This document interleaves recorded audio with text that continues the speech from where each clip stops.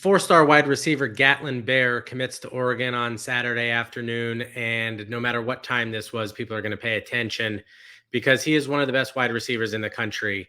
And I think this speaks to the persistence of Coach Dan Lanning and his staff to get this done. Junior Adams did a phenomenal job.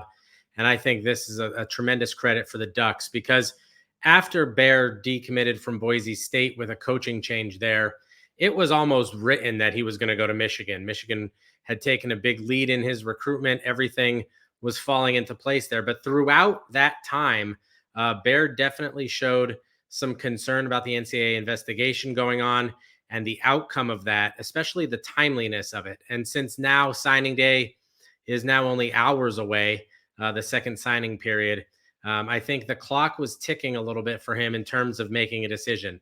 Throughout that time, and especially once Jim Harbaugh took the Los Angeles Chargers job, Oregon stayed very involved with Bair. They did not give up on him. They never even had to really circle back with him. They stayed involved in his recruitment the entire time. Oregon was not going to be his first choice. That was going to be Boise State.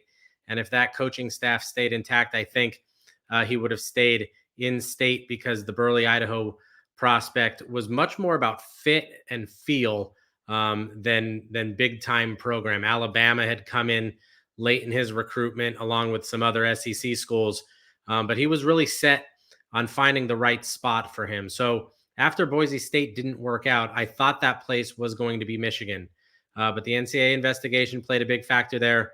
They lost their strength coach, which to some might be overlooked, but for him that was super important. And then Jim Harbaugh leaving and some staff turnover definitely played in Oregon's favor here. Now, what the Ducks are getting is literally the fastest player in this class and in recent classes.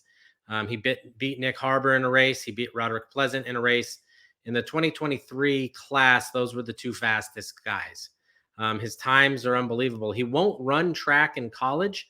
That will be interesting. He's going to take his mission and then presumably go to Oregon. It will be interesting now that he is at Oregon, whether that track element comes back in because of their great track program and the Nike sponsorship stuff.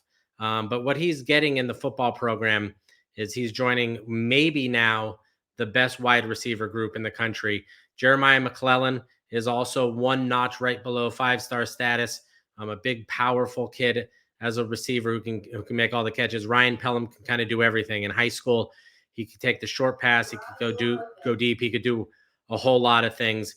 And then Dylan Gresham and Jack Ressler are two others that should not be overlooked because Ressler can catch a lot of passes. Gresham has done everything in high school as well. So Bair is a very big pickup, a nice addition, and now maybe completes what could be the best wide receiver class in the country.